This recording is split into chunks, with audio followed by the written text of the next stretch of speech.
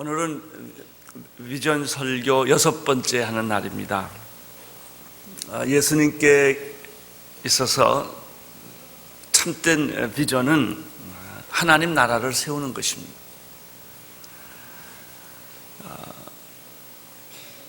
예수님의 그 마음속에 깊은 곳에는 항상 세상에 오셔서 가진 생각, 어떻게 하면 내가 하나님의 뜻을 이룰까?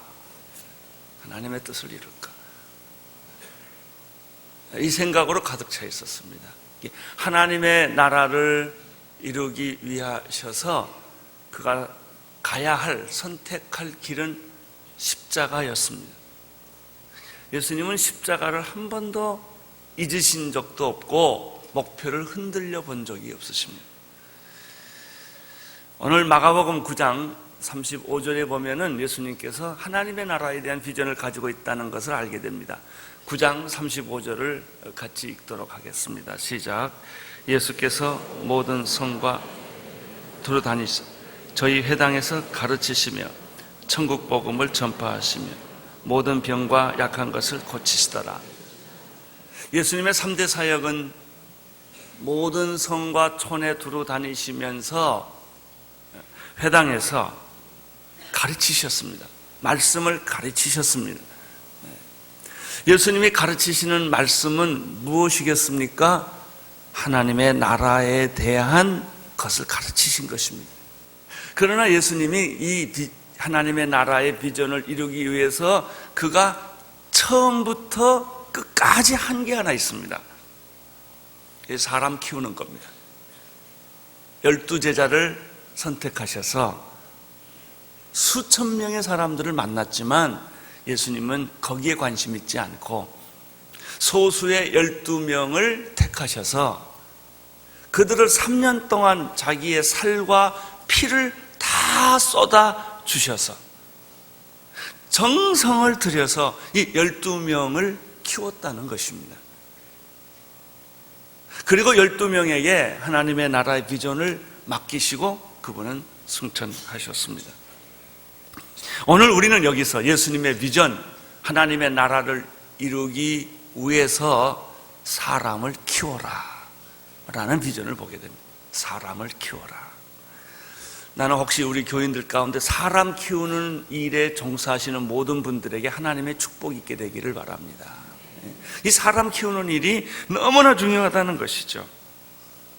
한 나라에 있어서 교육이 중요하고 또 한 교회에 있어서 비전은 차세대 사람들을 어떻게 키우느냐에 있다는 것입니다. 예수님께서 당신의 비전을 이루시기 위하여 사역을 하실 때 맨 먼저 시작한 것은 12명의 제자를 택하셨다는 것입니다. 그럼 12명의 제자가 자격이 있느냐? 12명의 제자들이 뭐 괜찮냐? 아무리 성경을 들여다봐도요 별 볼 일들 없어요. 다 시골 출신들이고 학벌도 별 볼 일 없고 직업도 별 볼 일 없고 뭐 내가 볼 땐 생김새도 별 볼 일 없지 않았나 생각해요. 이런 사람들을 하나님이 예수님이 12명을 택해가지고 3년 동안을 아주 심혈을 기울여서 키웠다는 것이 예수님의 비전이에요. 비전을 이루는 방법이에요. 오늘 온누리 교회가 X29 비전을 갖고 세계를 변화시키고 건강한 한국 사회를 꿈꾸는 비전을 가질 때 우리는 예수님의 그 마음, 비전을 따라가야 할 필요가 여기에 있는 것입니다. 36절을 함께 읽겠습니다. 시작. 무리를 보시고 민망히 여기시니 이는 저희가 목자 없는 양과 같이 고생하며 유리합니다. 사람을 키우는 비전의 핵심 가치 원리는 무엇입니까? 예수님이 여기 말씀하셨어요. 예수님이 무리를 보시고 민망히 여기셨다. 여기서 민망히 여기셨다라는 말이 사람 키우는 핵심 가치다라고 하는 것이죠. 이거 없으면, 불쌍히 여기는 마음이 없으면 정치도 경제도 교육도 사회도 이루어지지 않아요. 우리는 이 민망히 여긴다는 말을 궁휼이라는 말로 흔히 씁니다. 궁휼이란 뜻은 무엇입니까? 불쌍히 여긴다라는 말입니다. 이 불쌍히 여긴다라는 말의 원어 뜻은 원래 여자의 자궁이라는 뜻입니다. 이 불쌍히 여기는 마음은 여자의 자궁처럼 깊은 데서 나오는 감정이에요. 이건 인위적이지를 않습니다. 예컨대 젖을 빠는 어린 아이가 있는데 그 아기에 대한 엄마의 자궁의 생각이에요. 이 젖을 빨고 있는 아이를 보는 그 엄마의 그 무한하니 끊임없이 생각하는 그 불쌍히 여기는 마음이라는 것이죠. 또 다른 말로 표현하면 집을 나간 탕자를 기다리는 아버지의 마음이 국률이라는, 하나님의 이 국률한 마음, 자기 혈육을 찾는 마음 같은 거, 그 엄마가 자기 아이를 찾는 마음 같은 거, 아버지가 자기 자식을 찾는 것 같은 마음이 하나님에게 있었기 때문에 내가 어떤 실수를 하고 어떤 잘못을 저질렀어도 결국은 그 하나님의 그 국률 때문에 내가 구원을 받게 되었다는 것입니다. 구약에를 보면은 죄를 지어 심판을 받았던 이스라엘 백성들이 포로 생활을 거치면서 말할 수 없는 비참한 상황에 살았지만 하나님의 국률한 마음 때문에 결국은 다시 건져주시는 것이 구약의 역사입니다. 이 생각을 누가 가지고 계셨냐면 예수님이 가지고 계셨어요. 그래서 예수님이 신약에 보면 몇 가지 굉장히 우리가 감동적인 얘기가 있는데요. 1만 달란트 빚을 진 자에게 종에게 했던 주인의 마음에, 또 집 나간 탕자를 기다리다가 탕자가 돌아오니까 아버지가 먼 곳에서 나가서 얼싸안고 양을 잡고 했던 그 마음, 이것이 그 아버지의 마음에. 또 한 가지 있죠. 강도 만난 어떤 사람이 다 죽게 됐는데 사마리아 사람의 국률의 마음 때문에 그 사람이 아무 상관이 없는데 구원을 받는 것, 이런 것입니다. 그래서 예수님은 마태복음에서 가난한 자는 복이 있다, 애통하는 자는 복이 있다, 이런 얘기를 하시면, 온유한 자는 복이 있다. 그러면서 예수님 말씀하시는 국률이 여길 수 있는 사람은 복을 받은 사람입니다. 국률을 잃어버린 사람은 인간을 잃어버린 사람. 예수님께서 무리를 보시고 심히 불쌍히 여기는, 민망히 여기는, 어쩔 줄을 모르시는 예수님의 마음을 가지셨는데, 그 이유는 백성들이 목자 없는 양같이 유리하고 방황하는 걸 보니까, 이것이 그 불쌍히 여기는 마음이에요. 예수님의 마음이 그예요. 우리에게 필요한 것은 어떤 철학이나 어떤 논리나 어떤 사상이 아니에요. 이 불쌍히 여기는 이 마음이 예수님의 마음인 거죠. 그냥 지나치지 못하고 무엇인가 작은 것이라도 도와주는 마음. 중국을 전도한 선교사의 아버지라고 그러는 허드슨 테일러가 젊었을 때 중국에 가서 전도할 때 너무 힘들어서 포기하고 돌아오려고 했습니다. 그런데 다 짐 싸가지고 돌아오려고 했는데 심한 열병이 걸렸어요.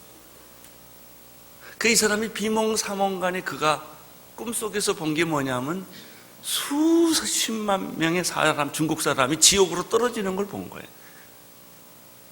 그 환상을 보고 난 다음에 이 사람이 중국을 못 떠났어요. 다시 보따리를 풀고 나는 여기서 죽으리라. 왜? 그 사람들이 불쌍하니까. 지옥에 가는 영혼들이 불쌍하니까. 여러분, 겉모양은 멀쩡해도 그 사람이 지옥으로 가는 그 모습을 보면 불쌍한데, 문제는 우리 눈에 그 불쌍한 게 안 보이는 거예요. 안 느껴지는 거예요. 그냥 지나가는 거예요. 근데 어떤 사람은 그게 보이는 거예요. 여러분, 추수할 것은 가득 차 있는데 일꾼이 두세 명이 뽑는다면 그 얼마나 기가 막힌 일이겠습니까? 그리고 시간이 지나면 이게 다 썩어져 버릴 건데, 그런 마음에 이 추수할 것은 이렇게 많은데 사람이 몇 사람이 그거를 뽑는단 말이죠. 결국 다 못 뽑고 다 버리게 되는 것 같은 마음이 예수님의 마음이었다.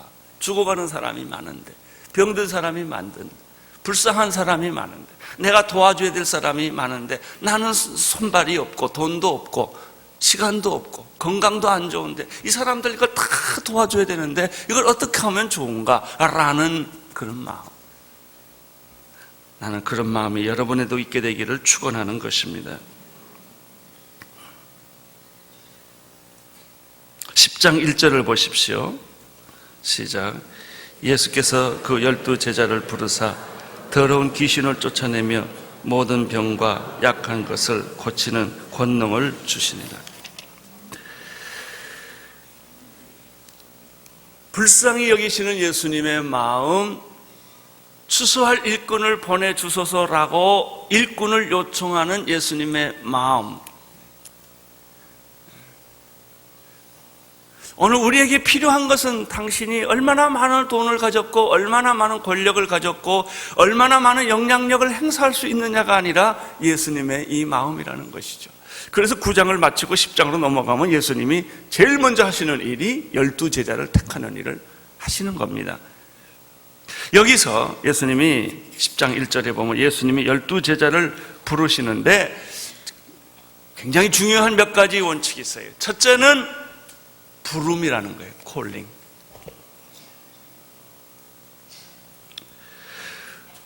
우리는 예수님의 부름을 받았다는 것입니다. 첫째는 죄인으로 부름을 받습니다. 죄인의 모습으로, 병든 모습으로, 실패자의 모습으로 부름을 받습니다. 부름이 없다면 응답이 없습니다. 여러분이 여기 와 앉아 계셨다는 얘기는 부름이 있었다는 이야기입니다. 심심해서 오신 것도 아니고 습관적으로 온 것이 아닙니다. 여러분이 이 아침 새벽에 교회를 오신 것은 눈에 보이지 않는 하나님의 부름이 있기 때문에 마치 자석에 쇠붙이가 끌려오는 것처럼 여러분이 여기 오신 것입니다. 그걸 믿으시기를 바랍니다. 그러나 또 하나의 부름이 있습니다. 그것은 죄인으로서의 부름이 아니라 일꾼으로서의 부름이에요. 처음에는 우리가 죄인으로 부름을 받아서 여기 와서 위로받고 용서받고 용기를 얻고 희망을 가지고 우리가 비전을 봅니다. 그러나 두 번째 부름은 달라요. 죄인으로 부르시는 것은 내가 너를 쓰고 싶다, 내가 너를 일꾼으로 쓰고 싶다라고 하는 일꾼으로의 부름입니다. 함께 일을 하자. 죄인으로 부르는 것이 아니라 동역자로 부르는 것이고, 하나님께서 우리를 일꾼으로 불러주신다는 것입니다. 이렇게 우리를 부르시면 어떻게 하시는가? 10장 1절에 보면 하나님께서 그냥 불러서 일시키는 게 아니라 능력을 주셔서 일시킨다는 것입니다. 두 가지 능력을 주십니다. 첫째는 귀신 쫓는 능력과 또 하나는 모든 병과 약한 것을 고치는 능력을 주시겠다고 하시는 것입니다. 할렐루야. 나는 하나님이 여러분에게 이 능력을 주신 줄로 믿습니다. 여러분들이 교회 와서 이제는 죄인으로 오시는 것이 아니라 하나님의 동역자로, 일꾼으로, 파트너로 우리가 초청을 받았을 때 하나님이 여러분 각자에게 두 가지 능력을 주시는데, 하나는 귀신 쫓는 능력이에요. 이 귀신 쫓는 능력이니까 무담의 능력인가 이렇게 생각하지 마십시오. 영적인 능력을 준다는, 어둠의 세력을, 죽음의 세력을, 절망의 세력을, 좌절의 세력을 여러분이 무찌를 수 있는 그런 능력을 주세요. 어떤 때는 귀신이 진짜 나가기도 하고, 어떤 경우에는 여러분들이 누구를 만나면 여러분을 보면 그 사람이 희망을 얻어요. 이상합니다. 용기를 얻어요. 여러분을 만나서 몇 마디 아닌 얘기를 듣고도 그 사람은 살아난단 말이죠. 이것이 모든 어둠의 세력을 쫓고 절망과 죽음과 질병을 쫓는 어떤 영적 능력을 하나님이 여러분에게 주셨다는 거예요. 나도 모르는 사이에 그 능력을 우리는 받게 되는 것입니다. 나는 이 아침에 나는 여러분이 죄인으로 부름받으신 분들이 아니라 일꾼으로 부름받았다고 믿습니다.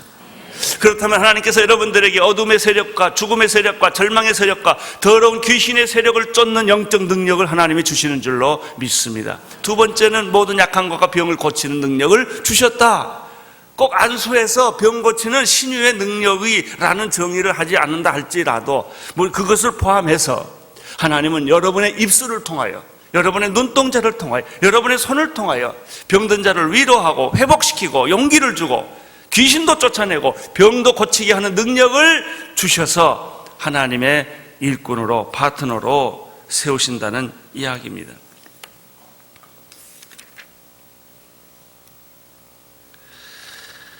참 놀라운 일입니다. 세 번째는 예수님께서 사람을 부르시고 귀신 쫓는 능력과 병 고치는 능력을 주셨는데, 여기서 한 가지 더 예수님의 제자 선발의 원리에서 생각해 볼 아주 중요한 것이 있어요. 그것은 예수님이 소수를 선택했다는 점입니다. 12명을 선택했지 120명을 선택했거나 1200명을 선택했거나 12000명을 선택한 게 아닙니다.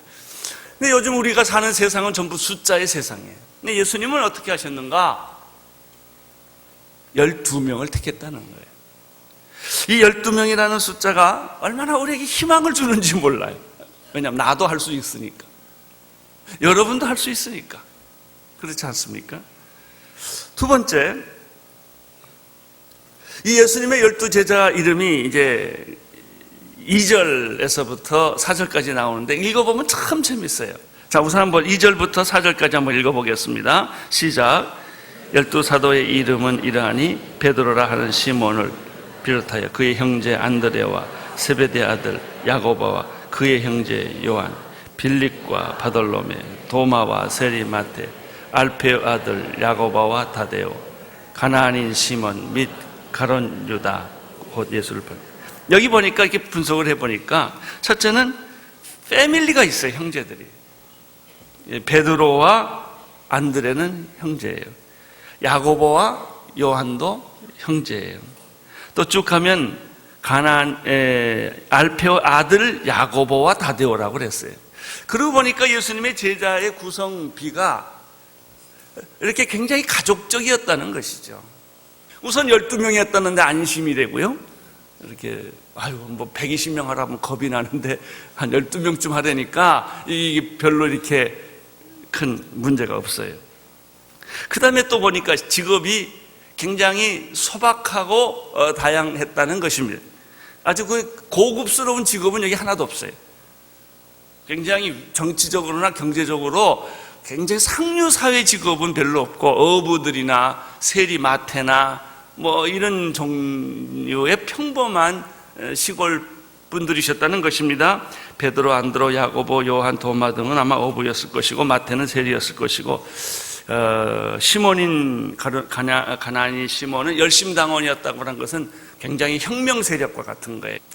예수님이 사람을 선택한 것을 보면은 12명을 선택한 것을 보면 되게 이런 것이었다는 거죠. 나는 오늘 예수님의 이 비전이 여러분에게 잉태되기를 축원하는 것입니다. 그리고 내 주변에 있는 사람들, 내 가족들, 내 친척들, 내 친구들, 이런 사람들을 다 모아가지고 같이 기도하고, 그리고 같이 교회 가고, 그리고 봉사도 같이 가고, 아웃리치도 같이 가고, 그래서 그냥 또 푼돈 모아서 우리가 어려운 사람 도와주고, 이런 거예요. 할렐루야. 나는 오늘 이 비전을 여러분에게 나누어 드리고 싶습니다. 여러분도 할 수 있습니다. 여러분의 뭐 특별히 집질하는 것도 아니고 방을 뜯어 고치라는 것도 아닙니다.